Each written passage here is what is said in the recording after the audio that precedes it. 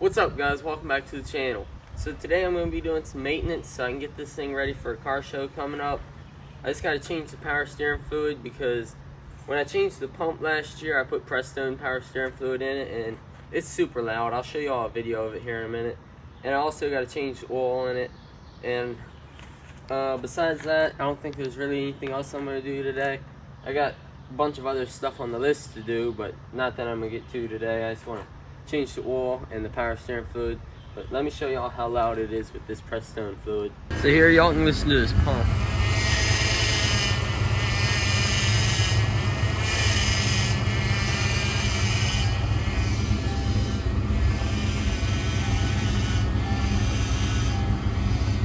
So it almost sounds like a supercharger every time you turn the wheel in.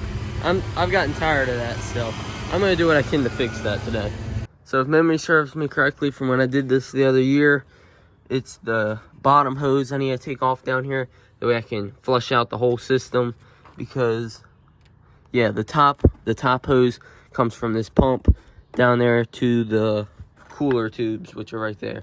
So the bottom hose will flush out from the pump to the rack, all the lines, and then I'll be able to get, you know, all of the Prestone fluid out of there and be able to redo it with all the let me show y'all what I got. It's the Motorcraft Mercon V. I got 2 quarts of it. Hopefully that's enough.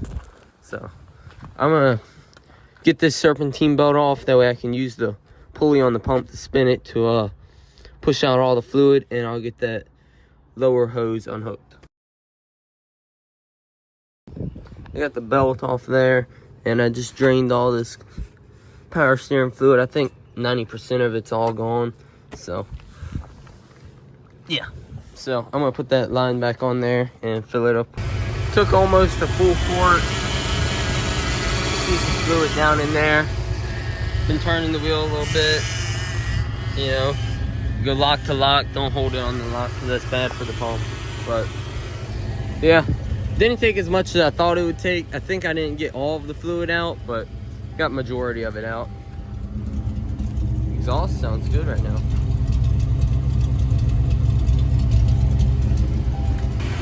I think I got her pretty good. No more bubbles in there. Turn the wheel several times. Put this cap back on here.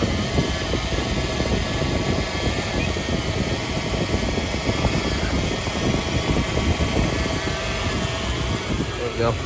Already drained the rear sump in the pan. I just drained the front one. So all the oil looked good and clean, and there was nothing like looking like coolant was mixing or nothing. Everything was good. So once the rest of that drips out right there, for the most part, I'll drop that oil filter out of there and replace it as well. Oh.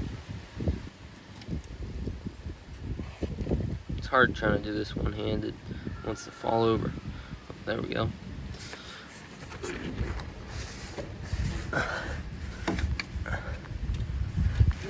Ratchet. The little one? Yeah. It's over there. Where? I don't know. It was over there. I never used it.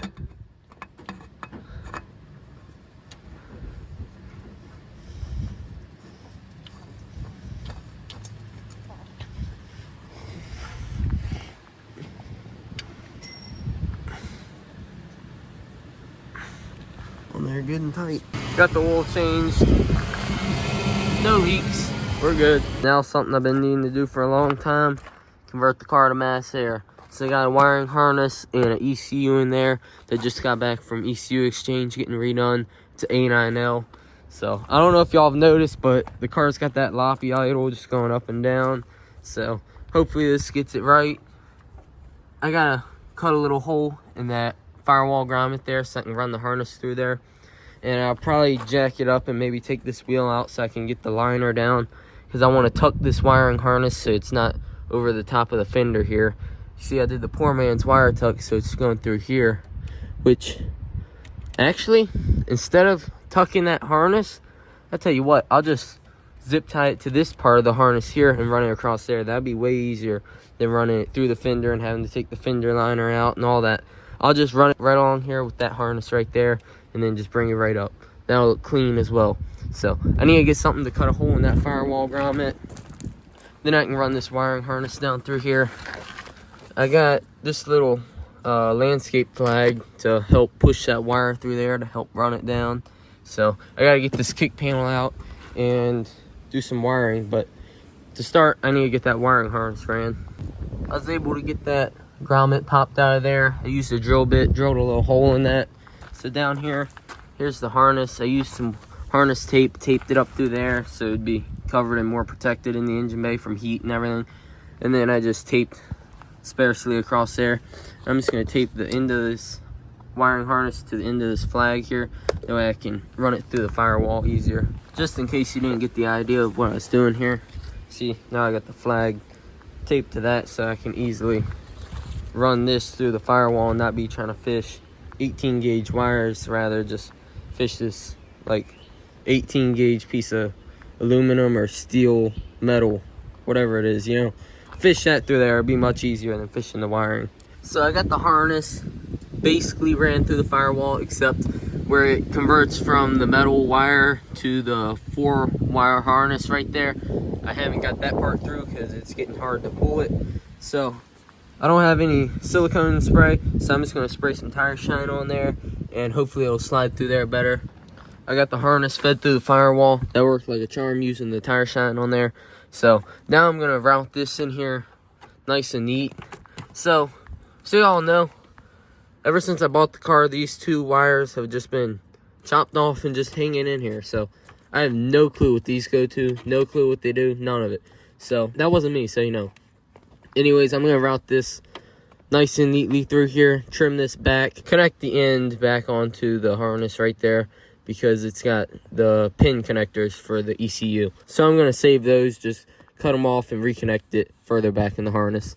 But besides all that, there's the old computer right there. I just got to take the bolt out right there. That should drop right down. Take the 10 mil out of there for the connector, and then the connector will just unplug.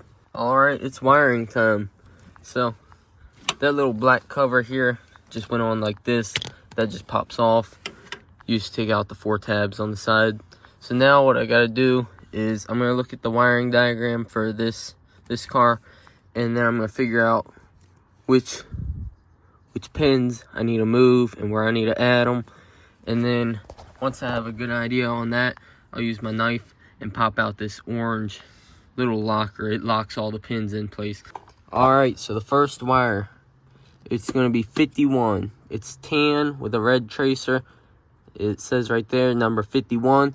I got to move that to the number 38 slot, which is wide open. So I got a little pick, and I'm going to use the pick to pop this pin out. Then I'm going to move it over to the 38 slot as per instructions. For the second wire, it is number 11, green black, which is right here. It's green with a black tracer.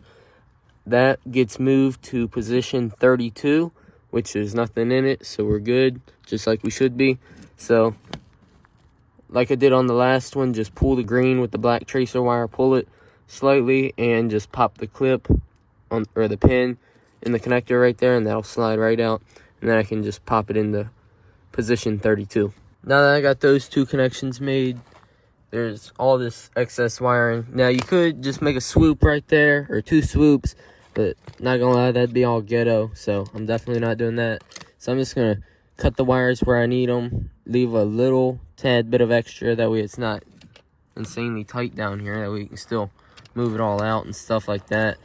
And then for the 2 wires right here, those 2 with the connector pins, I'm gonna have to cut those short and then reconnect them, that way they're shorter and I can still reuse those connectors because I need them. And yeah, so that's that. I'm about to do that, and then I'll show you where I need to connect those. Alright, so now I got these shortened. These 2 are trimmed down.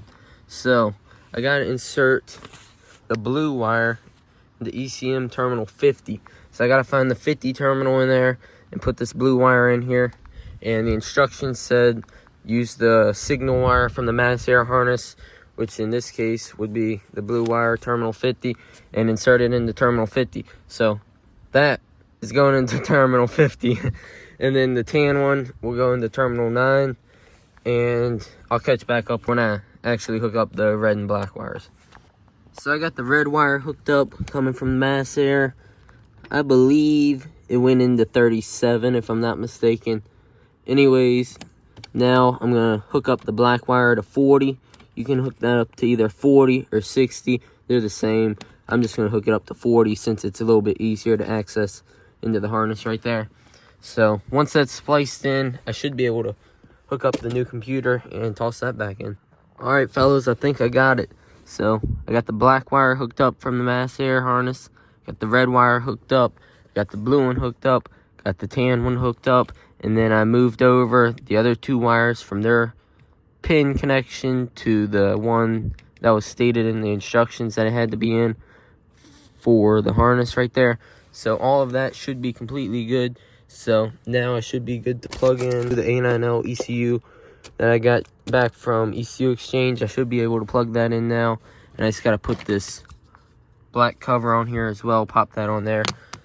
And I also got to put this puppy right here back in, which just goes, let's see here. There it is.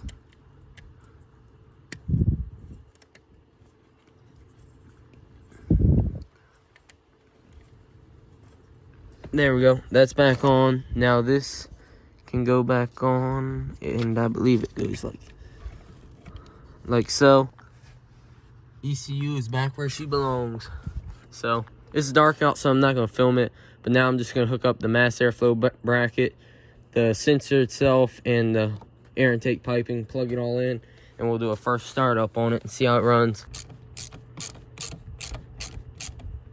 Boop. Alright, fellas, she back together. Let's see if she runs.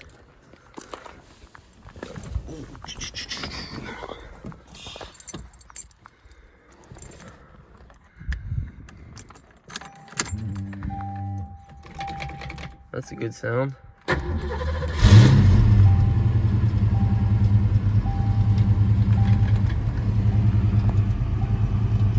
She's running.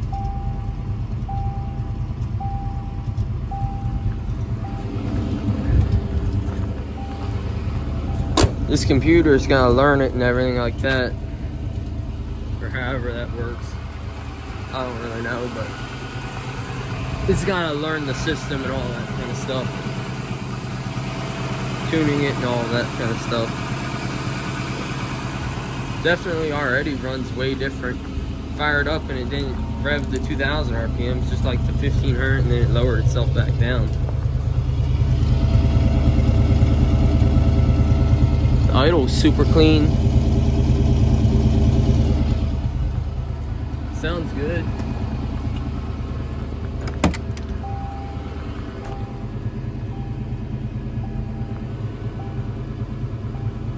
Right, just above 1000 RPM.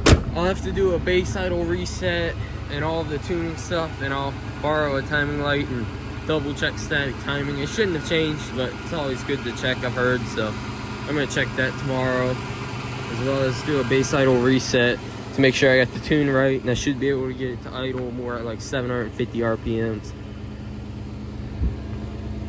But it's already idling super smooth and super clean.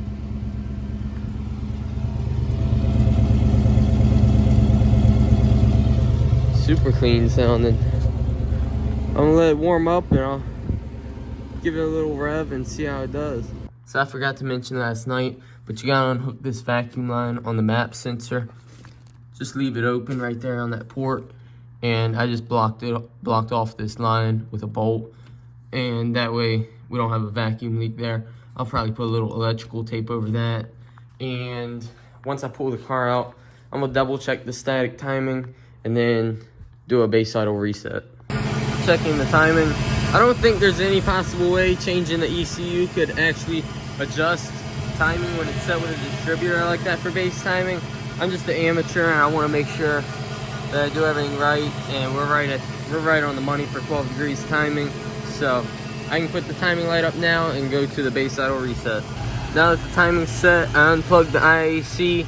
The spout connector's still out, and I idled it down and it's running good. It's running good all the way down with no IAC, and we're at right around 500 RPMs. So now I'm gonna cut the car off and set the TPS. I got the TPS set exactly to 0.98, and that's as perfect as it's gonna get. That's literally perfect. You can set it anywhere between 90 and 0.99. So all you do is probe the green wire, which is positive, and the black one, which is negative, and set your multimeter to like DCV20, and then you can loosen up these two screws and twist it to get your right reading. Now that that's done, I can plug in the IAC, and I can also plug in this spout connector as well. Now it's gonna idle a little rough until it finds its idle, which it's surging a little bit, and it's idling high for some reason. I might have to come back and readjust it again. I'm not sure. We'll see where it winds up. I want it to be, oh, she's going right back down now. I want it to idle lower, more like that. We'll let this idle for about 2 minutes, and then we'll come back and give it a few minutes to just sit, and then I'll come back, turn on all the accessories, and let it idle for another 2 minutes, cut it off, and then drive it for 15, and we should be good. Shout out to Brutal. I watched his video on how to do this. So all the accessories on, turn on the AC to max, all the way up, and let's fire it up. Another 2 minutes with all the accessories on, headlights, fog lights, AC, radio on. So let it idle for 2 minutes, and that should reset everything with the computer.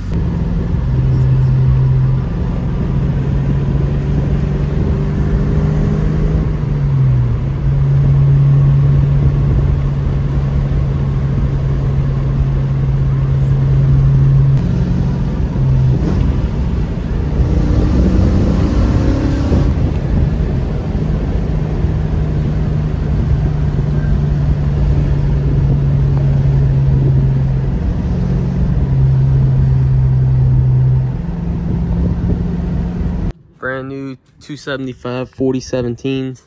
Just got them put on today. They're the Nitto NT05s. Same as what's on the front. I had a vibration with the old ones, and they were from 2007 actually. So I ordered these, just got them tossed on. Trying to get the car ready for this car show coming up. So did another base idle reset. Got it to idle where I needed it to. Everything's good on that aspect. I was gonna change out the wheels, put the wheels with the new tires on. But when I was back here, I noticed that the car's got a fuel leak. It's coming from the corner of the tank right there. And it's not coming from up top because everything's dry. We're on the driver's side, so there's no fuel door here. It's on the passenger side. So it's not coming from the top, and it's not coming from underneath on the sides. It's coming from where the corner is, where the tank is put together. You see how it's like overlapped onto each other? So it's leaking from there, and it's saturating that, and I definitely can't have it leaking gas, especially with a tailpipe right there. So I need to order a new fuel tank, I guess, and I guess all the stuff to reseal it, because can't have any leaks when it goes back together. Everybody hates on Mass Air. Acts like you gotta go to a Holly or Sniper or Terminator X, Mega Squirt, something like that to tune the car. And honestly, Mass Air is all you need unless you're trying to make a race car. At least from my experience so far. I've only had it for about 2 weeks, but people act like Mass Air is just bottom of the barrel, and I think it works pretty well. I know my dad's Mustang here, it's been on Mass Air tune since brand new, and it's got a Vortec on it that's been on it for like at least 27 or 28 years, and this thing runs like it's brand new. Like, you would think that was an original car and never been modified the way it runs so smooth. So my car even runs better than when it was speed density now. So honestly, unless you want to be playing around with the screen all the time or chasing 5, 6, 7, 800 horsepower numbers, just convert it to Mass Air and do it that way. Hey, thank y'all for watching. I'll catch you in the next one.